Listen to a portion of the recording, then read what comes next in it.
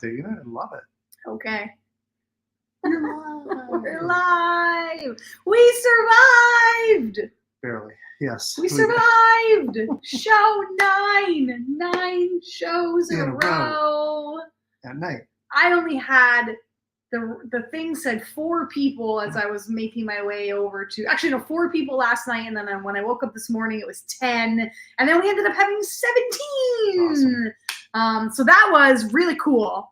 We'll talk about that in a moment, but let's just I think the best way to kind of keep this succinct, because I'm hungry, we haven't eaten yet, we'll say why, is just to kind of go through the day.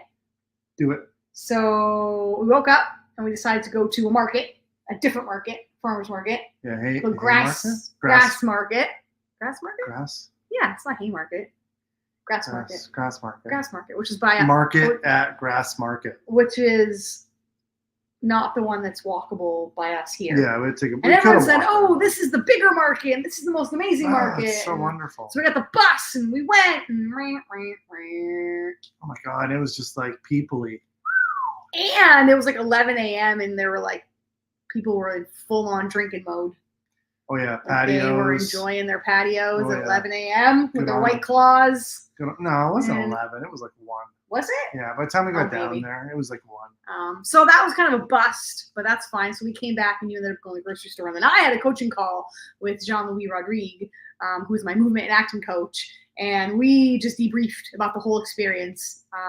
And it was a really great thing to do because I could just kind of tell him, what was going on. And he gave me some really incredible advice. He's amazing. If you don't know who Jean-Louis Rodrigue is, he's the movement coach for Margot Robbie. He's the movement coach for Austin Butler when he did Elvis. It was so interesting because in the Barbie, people are always commenting about how Margot Robbie, when she poses on the red carpet, she poses and looks like Barbie, but it doesn't look weird. She effortlessly. I'm like, that's because she works with Jean-Louis. So he's just a beautiful soul, and I've been so blessed to be able to hire him and work with him. He's just changed the whole play to make it absolutely incredible. And so I'll keep it kind of short and concise. He basically said to me, I told him everything that was going on. I said between the text not being great, the venue starting late, the noise coming in from the outside, not having a dressing room, it being just a low ceiling, hot box, can't look at the horizon because the way they have the lights hung, the lights are exactly in my eyes. Not being able to have set pieces, just having 3 basic chairs, not being able to store anything there. And he just said any one of those factors would absolutely take out a production. It doesn't matter. He's like, that would take out a Broadway production. He's like, if any of those things happen to what you're dealing with. So he's like, you are doing amazing. And I won't share the rest because it's kind of confidential, but I'll share the advice he gave me that was amazing. Is he said, hey, Oliver. Cameo with the Siren Brew.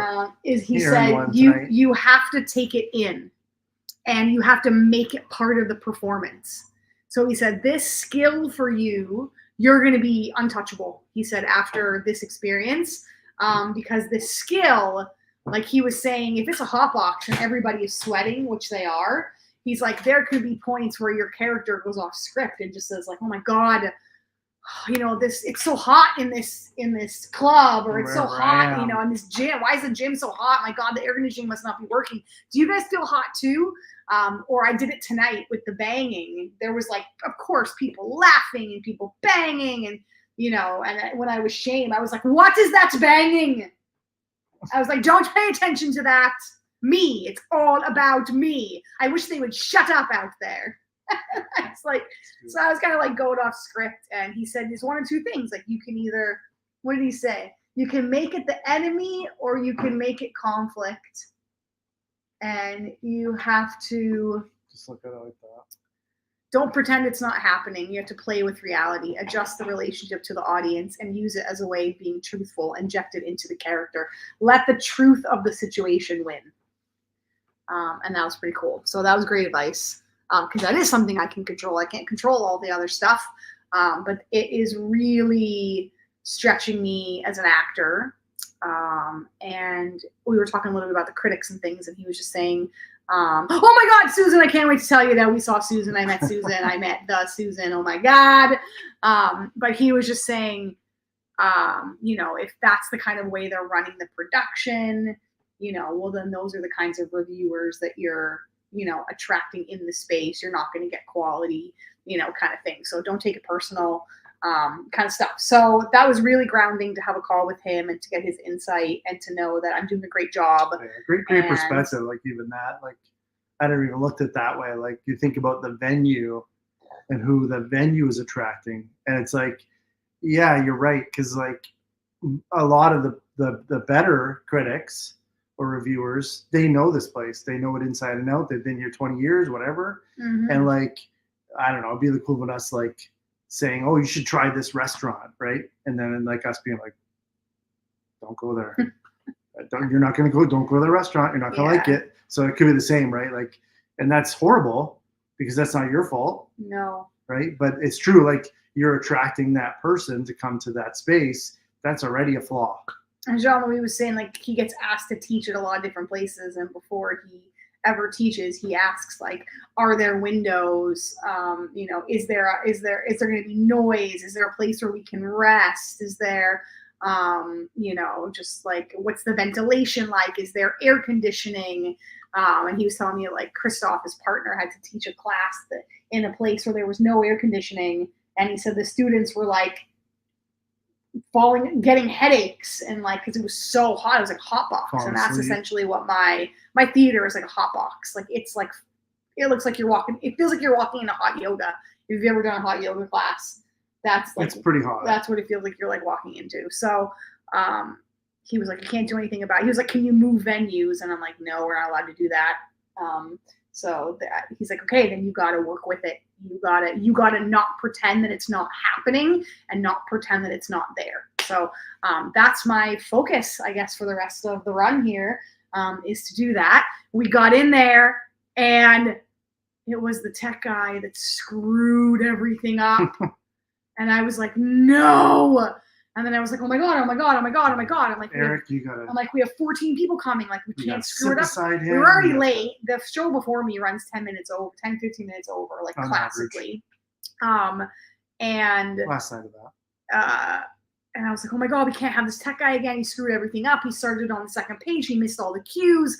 Like, I can't do it. And I was like, you have to sit next to him and you have to like point it out, like exactly where we are in the script. And I was like, I can't do it. And then you looked at me and you were like, I'll handle it. Don't worry about it. And that was like all I needed to be like, okay. And then Wayne comes downstairs. And I was like, Wayne. And he came over and I was like, you're here. And I'm like, are you my tech?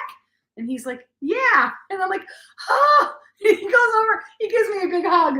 He's like, I got you. Wayne, my tech guy, literally hugged me, and he's like, I got you. And I was like, you have no idea. I was like, we can't, no offense to Alex, but I was like, I can't have him. And he's like, oh, no, it's all good. And he said, no, I'm your tech through next Saturday. So I'm like, oh, thank God. Yeah, I think Alex has become an usher. Like a stage, yeah. He's like he moves. He's a helper. He moves props and puts audience in and out, and which is great for him. Which is great. I mean, I'm sure he's a lovely dude. I'm sure he seems like a very nice person. But I was like, Wayne, and he's like, I got you, and I was like, thank God, because I have on Monday the guy from Denmark coming, the theater producer or whatever. And then I have a critic coming on the 17th, I think, or whatever that is next Wednesday, whatever day it is. So Wayne got me. I don't think Wayne made any mistakes. He was on it. No. He was on it. Tech was it was brilliant. Spot on tonight. It was great. So that was really good. Now, because we started late, I haven't gotten the guts to do this yet, but I'm so close. There was a lady in the front row literally checking her phone like every 15 minutes. Like she was literally like pulling out her phone. She's in the front row pulling out her phone. She had it next to her. Yeah. Like, I'm like, you're on your phone. She's like literally like 3 feet in front of me. Like bright phone. Not even trying to like do it discreetly. Like on her phone. I'm like, you for real right now? So shame might be shaming her. I won't do it. That's Can you mean. imagine you grab her phone? That's mean. So who is this that's so important? I don't know. I must know who this person is because I must see her tonight. I don't know. Jean-Louis said, don't act like the distractions aren't happening. So, but the audience was really interesting tonight. They were dead inside. They were. From the outside. It appeared that they were dead inside from the outside. They didn't laugh. Nothing. Well, they laughed a little, like a no. like a little it's chuckle. not. It's not even that. It's like a. Like they was like, they hate it. I was like, they hate it. They hate it. I was like, what am I gonna do? I started the first clap and I got stared at. I was like, it was like, this is bad. Who's clapping? I was like, man, why don't they find anything funny? Like, and then like the crowd the night before is like rolling in their seat, so there's just like such polar opposites sometimes. And like, but then at the end after the show they were like, then I come out, so we got choose me, and then I like go behind the curtain. It's huge, yeah. And then I come back out, and when it came out, they were like screaming, they were whistling, they were like, enthusiastically clapping. I'm like, if you liked it, you should tell your face that you like it. Welcome to public audiences. If you like it, tell your face. Because it's so hard to like pour your heart out to what appears to be dead behind the eyes. I'm like, man, this is totally building like so much resilience. Totally. That's what I said. I think because then I came out and I met Susan's friend Susan, who just so happens to be in Edinburgh, and her and her husband waited for me, and I mean, she's just the cutest. She's just the cutest woman, Susan. And then she says to me, she said, was that Barbara Brennan healing? Which is where Susan studied. And where Susan's are both studied. Susan studied. Susan's studying or about to study. And I was like, yeah. I said, my Patty character is like 90% Susan Gibson and like 10% of just other, people that I, worked with or amalgamated with. It's called an amalgamation where it's like, 5 or 6 people that you kind of put, you're not going to play 6 characters for one theme. So it's like 90% Susan Gibson and 10% like other healers and NLP. And yeah, so she was just like, oh my, well, first she's like, I get off the plane and I see your sign. And she's like, your sign just called to me. And I was like, aw. And then she's like, and then my friend Susan Gibson told me, oh my God, my friend Lisa's doing the show and you got to go see it. So they came. And she was like, you're so brave. And she was like, this show is going to like heal so many people. And she was like, I was starting, because I guess Susan, as you know, she's going to start going back to school or getting like a different degree, like a higher learning so that she's like going to go back to school for more healing. And she was like, now I know why I'm going to do that. She was like, because I see the impact that it had on you. She's like, I was at this crossroad where I was like, what am I doing? And why am I doing this? And do I really even want to go back to school? And like, does this make any sense? And then she's like, I saw this show and I was like, okay, this is why. And then I was like, right, because the character. And then she was like, yeah, not even that. She was like, you're just so brave, like doing this like on a stage. Like she's like, I started thinking about my own life and the way that I'm holding myself back. Like I'm the biggest barrier. Like I want to go and, sometimes I think about these things and I'm like, should I do it? Should I not? And then she's like, and then I see you. She's like, just singing your heart out on stage. And she's like, I'm so inspired. I'm so inspired. She was like, I'm so jet lagged. And I don't even know. I'm like, I get it. She's like, we got off the plane and here we are. And I was like, oh, and her husband saying, I'm the eye candy. Yeah, she grabs him. She's like, and this is my eye candy. Oh, they're just the cutest Super cute. people. She had like, what do they call it? Fairy hair? Fairy hair. Yes, to be an integrated practitioner. Kind of like an energy therapist. How cool is yeah, that? what a cool word. That's essentially what, that's what you did, Susan, for me. And what you if anybody has seen the play, Patty character was inspired by the work that I did with Susan, who's on the live right now. It was that was really cool. So yeah, they were cheering, they were hollering, like it was fantastic. And then, so that was great. I'm super like pumped about that. Like you can't. And then Wayne and I were talking a little bit too, and Wayne was saying like, that's great news that a booker is coming to the show to see, like, to bring the show possibly. And then he was just saying about the student reviewers. He was saying many of them are trying to be like edgy and cool.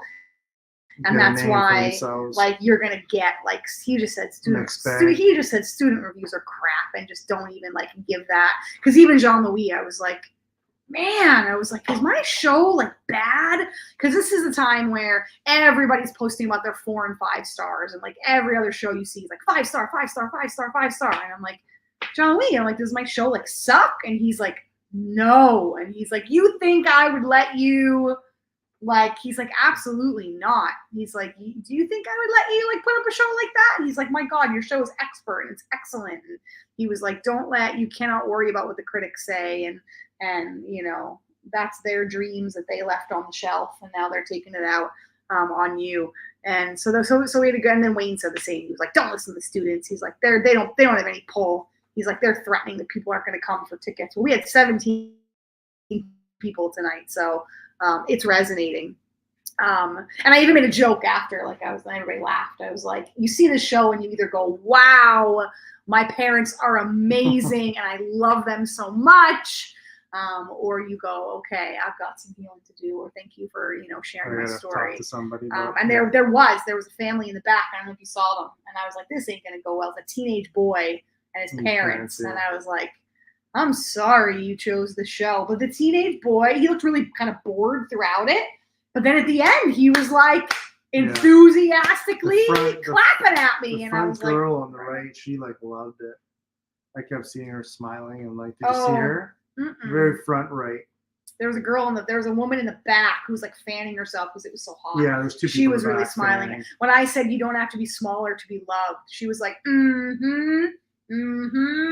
which is cool. So great audience, love that. Then right after we talked to Susan and like hugged and chatted, and she's just so freaking sweet. Her conversation, like, thank you, Susan, for telling Susan about my show. That is, very cool. It was cool to meet her, and we got a cute picture, as you saw. I'll post it. Then I was like, let's do a ghost tour. And wrap up the night. And we did. So tell her about the ghost tour, like kind of ish. Yeah, recap. So a couple people have recommended it. There's ghost tours all over here. So apparently there's like an underground city here, where they call them closes, and they basically built like these tunnels essentially, and they used to go into poor people's living quarters, I guess is what, like, it'd be essentially like a townhouse, but like we're talking about like a 10 by 5 foot square, like a shed, a 10 by 5 foot underground square shed. Yeah, would be a living space, and that would be considered someone who had money. Yeah, not even poor. And they said like up to 16 people would live there. So they're like, anyway. So we went on this. It was called the Real Mary King's Close, and it was really well done. They take you in, and then you start at the top, and then they take you into like probably 6 or 7 rooms. It was cool. And in each room, they explain some of the history, everything from like Mary Queen of Scots all the way down to like what happened when the bubonic plague came. What do they call it? The Black Death. And then they like took us and showed us like what the doctor who cured or ended up curing the Black Death. He said drink their pee. Not him. Or no, not that guy. But yes. Oh, clear. Okay. You're so bright now, yeah. Okay. clear energy after that. You're so open. I don't want anything attached to you.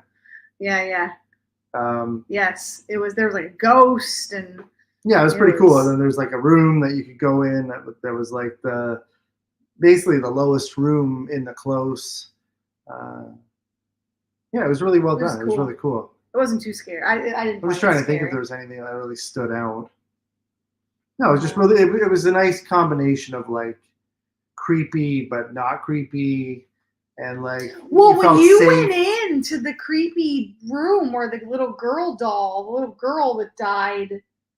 Annie. Everybody else walked in and. No, she didn't die there. She died there? No, somebody came here. Somebody from Japan, remember? Okay. Came here, and she said, "I'm looking to find the scariest place, not scariest, whatever. The most haunted places in the world." And she's like, "Somebody told me I had to come here," and she's like, "I want to go into the close, and I wanted to see if there's anything down there." And she's like, "I'll go by myself. Nobody has to go with me, and hopefully I come out." And the one room that we were in, you could go in, and it was tiny. It was probably like literally 8 by 8, maybe 5 of us at a time could only fit in it. And when I went in with Oliver, we were like the second last. Oliver was by the door, and I was kind of in the middle of the room. And the floorboards were like wooden, and it literally sounded like someone was knocking. It did. It wasn't a creak. It was like a knock, knock, knock, and then it stopped. And then like not even 10 seconds later, it was like knock, knock, knock. And there were like 6 groups that went in before us that walked on the same floor. So it would have been the creaky floor. It would have creaked. And it didn't sound like a creak. It sounded like a knock. But she doesn't seem like a bad spirit. She just said that the little girl, her parents left her. Because she got the plague. So her parents had to separate from her, otherwise, because they were scared they would get it and die. Because it was like you had like less than 50% survival rate. Great. Anyway, I am going to clear my energy. But it was cool. It was really well done. So that was really fun. Oliver really enjoyed it. And that was nice. You said on the way home, which was really kind. You said, "Oliver, please thank Mom for." What did you say? I said, "Mom just did the equivalent of playing a football game by herself against a full team and won." And then decided that she wanted to take you on a ghost tour so that you had something really fun to do tonight. Yeah, I think I've walked like 50,000 steps today. Oh my God. And then I have to carry this backpack that has like all our tech gear and it's like, it's gotta be 35, 40 pounds. We're getting workouts in different ways than traditional workouts. Every morning I wake up, my shoulders really hurt my back. I'm like, why are my shoulders hurting my arm? So tomorrow's a day off. I think we're gonna go to the beach. We'll probably go to our little morning market because it's really cute. We're gonna go to the beach and we're just gonna like chill, which is really nice. So I need it, but I'm really proud. Like Jean-Louis even said, like, "How are you feeling?" He's like, "You look great," and I'm like, "I feel good." Like I'm like my voice is good, my energy is good, like my nutrition is good, and he's like, "Yeah, you look good, you sound good." He's like, "That's amazing." He's like, "That's just a testament of how well you're keeping and what good shape you're in." And so remember that. I remember those things. Those days where you're sometimes unkind to yourself. If you look in the mirror and you criticize yourself, or your pants fit a little bit tighter, or whatever it is, remember what your body can do. That is like, again, it's just, I am tired. Like, I'm not going to say I'm not tired. The show takes a lot to perform. But I was actually afraid that I was going to be like wiped. I was just like wiped. And I'm like walking on ghost tours and going to the market and, so I'm so excited for a day off. We are going to hike Arthur's Seat. Susan, have you ever done Arthur's Seat if you're still here? So we are going to do that. Yeah, we get mixed reviews. Locals have told us that you need hiking shoes and that there's a part where you have to like climb up with a rope. And we're like, what? And then this other... I was talking to like an Italian physicist lady on the bus. And she's like, "I've done it in sandals." And she goes, "And it takes me 20 minutes. And I'm like... Other people are like, "Yeah, it takes like 2 hours." Okay. So 20 minutes, 2 hours. So we'll see. But I'm not gonna we're not gonna run ourselves crazy tomorrow because it is my day off. Yeah. We Tomorrow's are gonna more still of go around and do some chill things. Yeah, chill day. And then Monday I flipped to 11:45 in the morning. So thank you. So that's cool. Patricia Freiberg is my friend who I met through Bo Eason's mastermind. So lovely. She lived in LA. That's where we met. And then her husband got a job in Switzerland, and they moved to Switzerland probably. It's been over right a by year. COVID, probably 2 years ago. 2 years. I think it's going on 2 years. And they decided to come see the show and make a family vacation out of coming to Edinburgh, which is super cool. So they just got in today, and they're going to come to the show on Tuesday, and then hopefully we're going to hang out. So that will fill my soul again to, have a friend here. Even Susan today, that was it's weird. The people and the things that ground you when there's so much stuff going on around you, even as simple as putting on my Peloton app and doing my Peloton workouts and hearing the voice of the Peloton instructors.